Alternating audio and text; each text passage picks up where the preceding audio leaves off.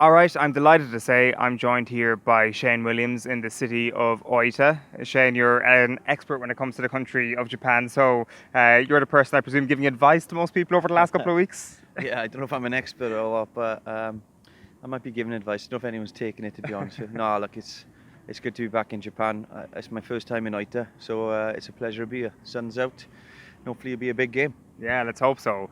This country is a country that is perfectly equipped to host a Rugby World Cup. I can't get over just how logistically brilliant it is, how brilliant the people have been, and it helps as well that the rugby's been pretty good. Yeah, of course. Before coming out, people would ask me what's it going to be like, and in Japan, and I said, look, it's a great place. They've never hosted a World Cup before, but I can assure you they'll be organised. They'll make sure everything's okay. Everyone will be looked after, and it's probably the most courteous, friendliest place in the world. So, when you put that together with the logistics, they're very organised as well. So everything's sorted for you to go travel-wise. The trains are efficient. The buses are really good. So it was perfect, and they certainly haven't let us down so far. It does help when the rugby's really good. It probably does help when the host nation is doing really well as well. I don't want to rub it in, but they're doing okay. But no, look, it's been such a unique World Cup, such a unique experience that it's been a huge success so far. What's been the things that have stood out for you from a rugby perspective in terms of moments that we've seen or players that we've seen? I just think that generally every game I've watched has been great. You don't get your tier one sides just dominating this World Cup and having all the accolades. Teams like Russia have done really well. Teams like Namibia are having a crack. Teams like Uruguay as well. Have been pushing teams and beating the likes of Fiji. And it's just generally been just a great World Cup. Different, there's been a lot of handling errors. There have been issues with, the humidity and how slippery the ball is. But that's just part and parcel of the game, and that has meant that the game has become more open, I suppose. So it's just been fun. Yeah, it's interesting. This is the only question about the weather I will ask you, but you mentioned the humidity there. It's been mentioned quite a lot by the Irish management over the past couple of weeks because of the games in Shizuoka and the game in Kobe as well. There were a lot of errors and they have blamed them quite a lot of the humidity. As a player who's played over here for quite a while, is it a thing? Is it a real excuse? And how quickly does that not become an excuse over these next couple of weeks? Does it get cold? Does it get less muggy out here? Oh, look, it has been muggy for sure, but you can already feel that it's cooled down slightly. We've got the sun on us here, but I've been at games where I'm throwing clothes off because it's my clothes are dripping within minutes. Look, it's not an issue because you're going to have World Cups in different parts of the world. Well, might have somewhere cold next time. We're going to have to wear coats and jumpers to play or what. That is rugby. It's no surprise to me that Japan have probably played some of the best rugby because they're used to the conditions. They got good handling skills. Their discipline is good. So they've prepared the best out of any team probably. But it's the same for any other team. You are warned about the conditions before you come out here. It's up to you as a team management to make sure that you are prepared, that you train in these kind of conditions, and hopefully when you get here, the first game you're a little bit rusty, and we've seen that especially in some of the first games, but you kind of adapt to it, and 2 or 3 games in, you should be really used to the conditions. And on the flip side of it, if there are going to be a lot of handling errors, you've got to prepare yourself to counter-attack and counter that for the other team as well. So look, it is an excuse. I've played out here, and it has been an issue at times, but I kind of thought straight away, well, I got to get used to this, and you kind of have to in a World Cup in a short space of time. We have seen some amazing rugby though, despite the conditions. And from a winger's perspective, I presume the likes of Matsushima and Cheslin Kolbe, Mapimpi, all these lads have kind of stood out for you. I was going to ask you, if you were to pick a dream back three from Rugby World Cup 2019 performances so far, who would you pick? Yeah, look, you've probably mentioned the majority of the men. Matsushima has been fantastic for Japan. He's a little fella as well, under 80 kilos, but he has a real go. He is quick. He's at the right place at the right time, scores lots of tries, and that's a sign of a good winger. And he's enjoying himself at the moment, which is deadly for anyone who plays against Japan, because a confident winger, trust me, is a dangerous one. Cheslin Kolbe has been one of my favourite players so far. Again, smaller in stature than even myself, I think, and he's very sharp. It's just off the mark. It's just the first 10 metres. That's all you need in rugby international, and he's got that. He's got a huge right step. He's got a good left step. and he's gutsy, he's ballsy, he has a go, and he's very strong as well. You know, even when defences think they've got him and they put him down, he kind of just swerves back up and then just glides away. He's been fantastic. Oh God, full-backs. I don't look at the full-backs when I look at the wingers. Oh no, there'll be some fantastic work. Full-backs, of course. Bowden Barrett's been amazing. Sure. You know, talking about conditions, I think I've even seen Bowden Barrett drop the ball, so they must be quite slippery out here. But look, he's just been superb. The fact that, you know, he's almost been given a free license at 15 there. You know, obviously the 10 positions covered, and he's been superb. But that, you know, Yamanaka for Japan has been good as well. Rob Kearney's playing with a bit of fine form as well. But I think, you know, I'm just really enjoying the rugby. I'm enjoying the fact that wingers are scoring lots of tries. That means that the games are open, expansive, and I'm enjoying that. I hope. I haven't even mentioned Fiji. Fiji have been superb at times. They've been bloody awful at times as well. Yeah, you know, Ranandra and these kind of guys, Tuisova, brilliant to watch. And then, you know, you're watching them through your fingers sometimes as well. But it's been great. The back three have been fantastic. The rugby's been great, and I've enjoyed every game. Feel free to go full nerd here when describing a rugby winger. You mentioned Cheslin Colby and his ability to step off both feet. Having that ability as a winger, how important is that, and how much power does it give you when you go into one-on-one situations? Oh, it gives you all the power in the world, unless you're caught by a tight dead with two hands, and then you get that taken away from you very quickly. But it doesn't tend to happen to him. It's the fact that he can step off both his feet petrifies defences, because they know they can't close him too quickly because he'll step. And you know, and sometimes defences will tell you, look, you got to get to him before he starts running. That's easier said than done, especially with this fella, because he kind of bides his time perfectly, and then bang, he's gone. It makes a hell of a difference. It really does. It usually means that two defenders are going to track you and try and cover both your inside and outside, which means there's a space for someone else. And not only that, you know, if he hasn't got the room to take you on, you put it past you, and then it's a sprint, and there's not many that's going to catch him. And then you've got Mabimpi on the other side and the other fella as well. So, look, plenty of gas, but it makes a difference when you've just been held by your jersey and you've got that power of both feet to kind of just rip away from it and then just get away. And like I said, first 10, 15 metres, Matsushima, Kobe, these guys are electric. You know, they're 5'6", 5'7", 100-metre sprinters. They're probably not going to be up there with, you know, the likes of the Mabimpis and these guys, because they're 100 metres a long way when you've got small legs, trust me. But it's the first 10, 15 metres, these guys just are gone. Right, okay. Wales against Fiji tonight. It's an interesting one when you look back through some of the games that you've played in the World Cup against Fiji. 2007, a classic. I'm sure you wouldn't reflect on it as such. 4 years later, I completely forgot about this. You come out and beat them 66-0 or something like that. When Fiji is mentioned to you in the context of the World Cup, do you get a little bit of a shiver down your spine because of 07? Yeah, 07 stings a bit. Still does. Thanks for bringing it up. No, look, you know, on that day we went against a good Fiji side, of very experienced, some great players, thinking that whatever rugby we played against them was going to work. Now, Fiji came out all guns blazing, throwing the ball everywhere, and we thought, okay, we can do that. We've got players in the team that can do that.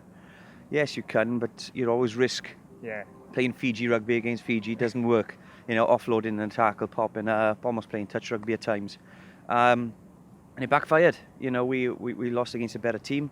We could have won the match. There were instances in the match where we could have won, but that's World Cup for you. You know, you do that mistake, and next thing you know, you've lost against a team you shouldn't be losing against. And it stung, because we literally lost our coach on the day. He was almost sacked on the spot.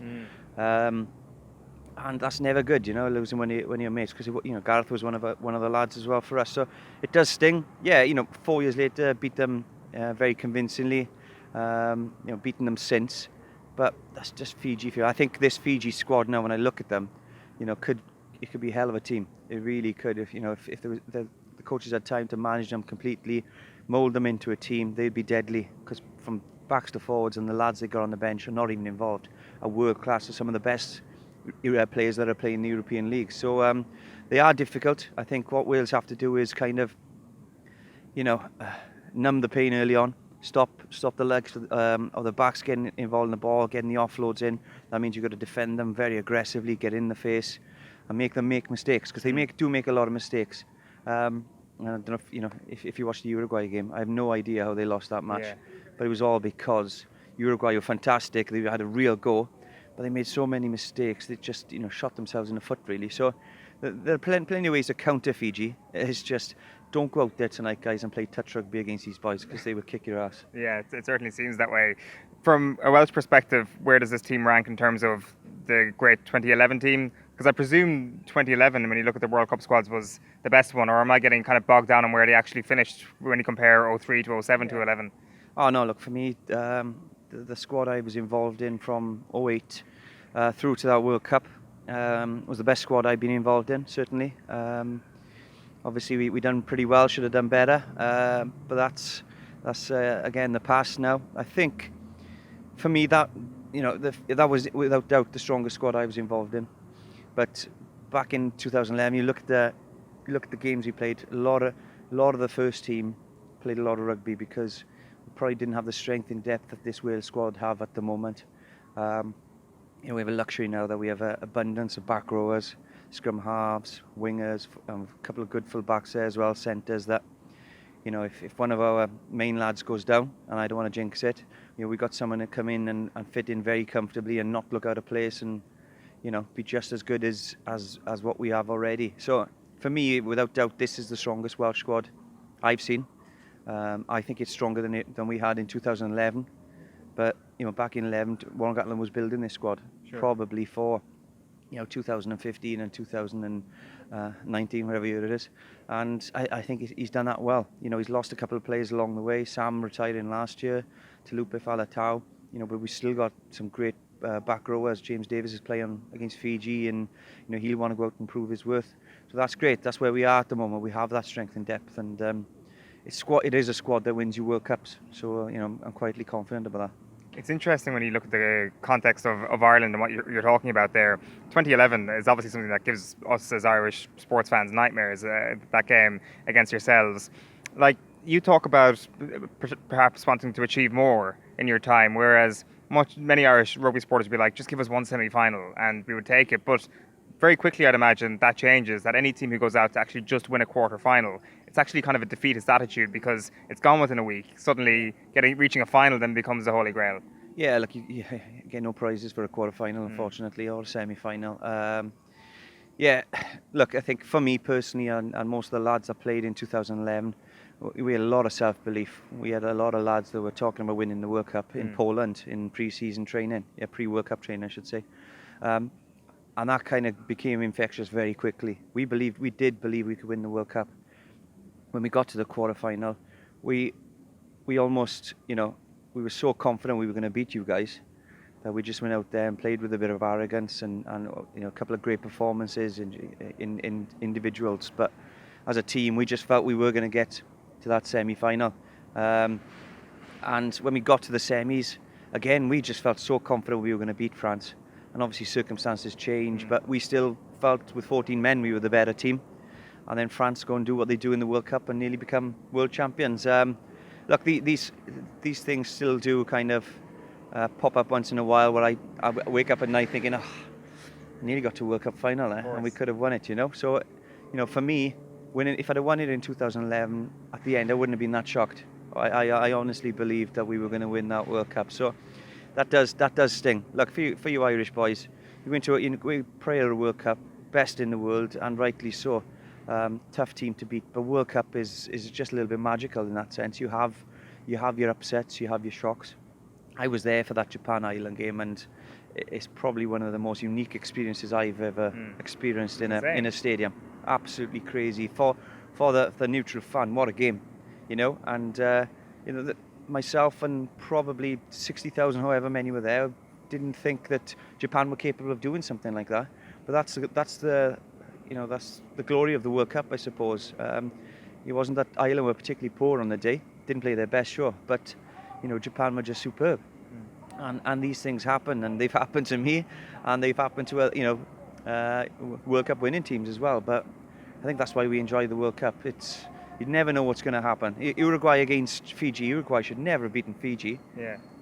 Fiji were exceptional against Australia, lost the match, yes, but they were great. And then you have Fiji by 50, 60 points against Uruguay, and they lose the match, and it's just magical. Yeah, I'm just going to come back to 2011 there, because you mentioned something there which is interesting. You say that you played with an arrogance that was necessary in that quarter-final in 2011, which is funny because a lot of people say Ireland were too arrogant or too confident going into that quarter-final because they'd done the hard job, they'd beaten the Aussies down in the Southern Hemisphere. Look, I don't think you can ever be too confident. No, really, there is sometimes you can be too arrogant for sure, but I don't think Ireland were overconfident. I think they knew they had a very good team.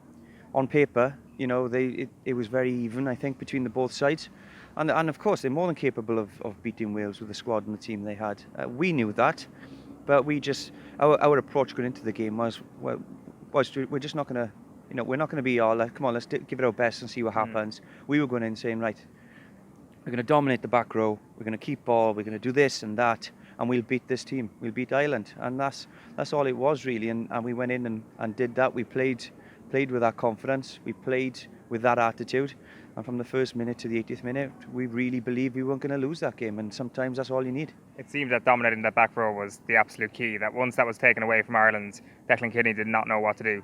No, look, the fact of the matter is Ireland have always been strong in the back row. They are now, and you look at the players that haven't made the squad through injury or whatever reason. When you got the likes of O'Brien and these guys that are physically powerful, physically strong, if you lose that breakdown, you lose the match. And we had, obviously players like Sam and Lydia who just went and took a hell for leather into them, and it was an arm wrestle from first minute to the last. And fortunately for us, our boys came up on top. But our back row was fantastic the whole World Cup. So again, that was an area where Warren Gatland would tell the boys, look, they've got a good back row, O'Brien, but Tulupe, are you better than O'Brien? Lydia, are you going to let these lads run all over the top of you? And it was almost a challenge that was set early on. It's the magic of Gatland, though, isn't it?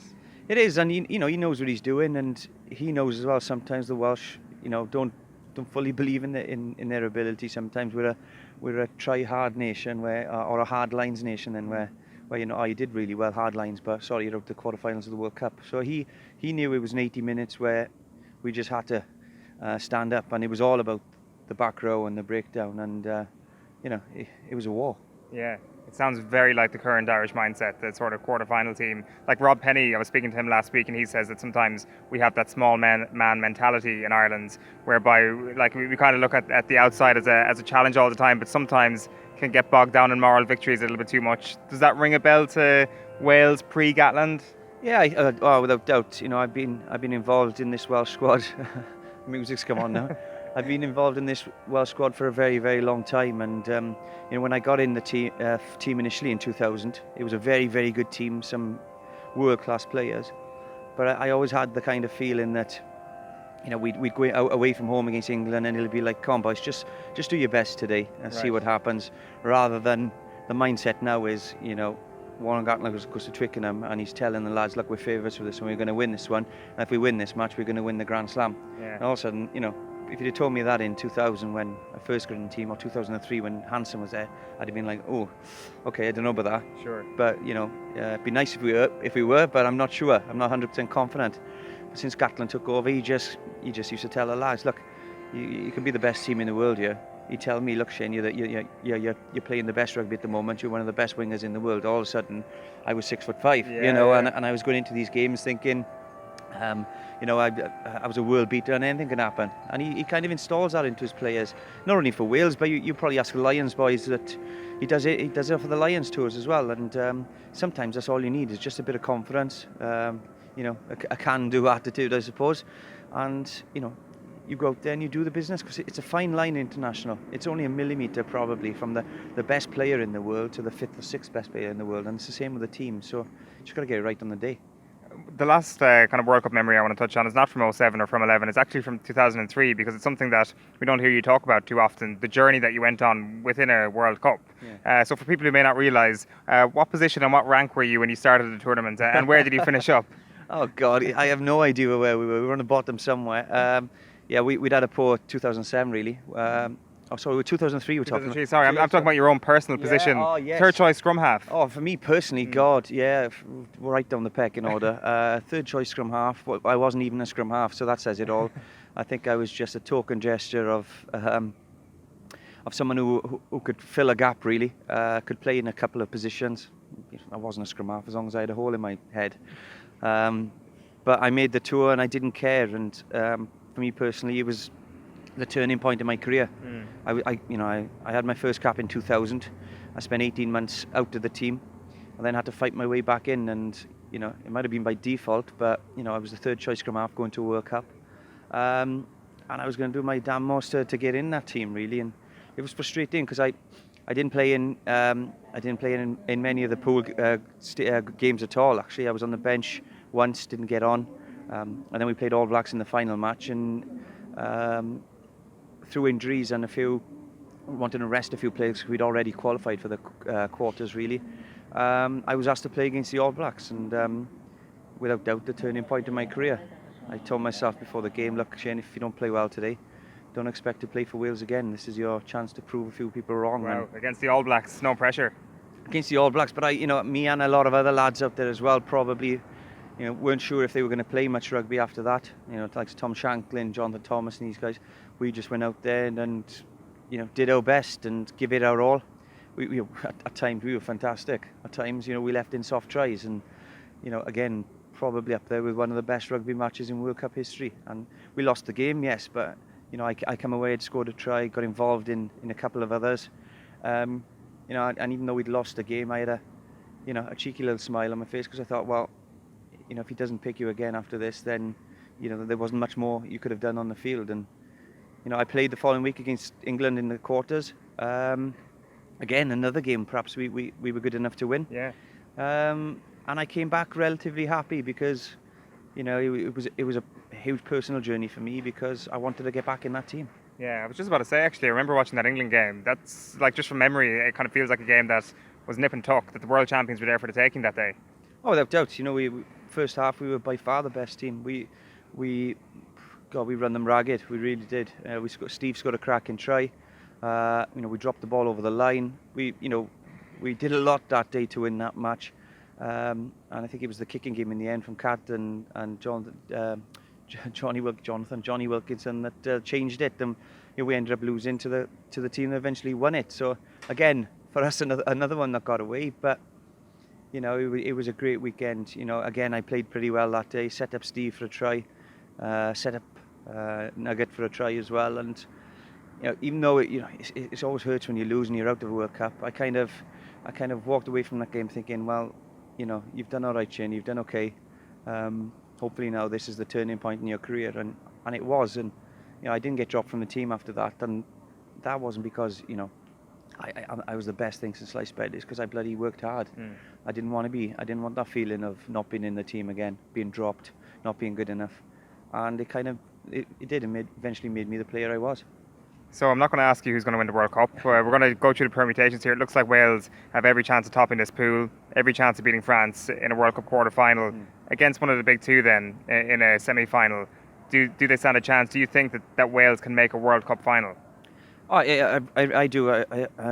Look, let me get Fiji out the way first. Look, I do believe Wales are good enough to get to the final. There are going to be a lot of big games along the way. Obviously, if it's France in the quarters, that'd be great because we've got some unfinished business there. Boys can do for 2011 for me. And then you get honestly, quarterfinals almost the hardest one sometimes because. Yeah, tell me about it. Yeah, you're honestly you're a little bit nervous. You can kind of see the semi and the World Cup around the corner. It's always a tough game anyway, the quarters, and. You fail at the quarters sometimes. You feel like it's been a failure of a World Cup, I suppose. There's a lot of pressure on you, but if you get past that, honestly, it's I think anything can happen. Any team can beat any team. We've seen France in the past beat the likes of the All Blacks, and and then go on and have an absolutely poor game after it, or rubbish game. About 2011? France lose to Tonga in the pool stages and play some awful rugby and get to the World Cup final and should have won it. So that's the glory of the World Cup, really. But I honestly do believe Wales can get to the final and win the World Cup. They're going to have to work hard. It gets harder from now on in. But I think there's about 5 or 6 teams that could potentially win it. It's all about getting through the pool stages. Sometimes it doesn't even matter if you're first or second when you look at the draw in sense. But what you've got to realise is that you need to start playing well in the knockout stages, and that's the quarters and obviously so on. So yeah, I think we're a confident bunch. Speaking all in Win day before yesterday, and even he was smiling. So there must be something good going on in the camp. So yeah, if I see that, that's a lucky sign for me. Shane, I'd say we're about to get sunburnt here. We should lash on the factor 50. We were in the shade when it started. Yeah, I'm a bit concerned about you. You'll be all right. You'll be all right. Thanks a million for being so generous with your time. Cheers, Appreciate it. Thank you, buddy.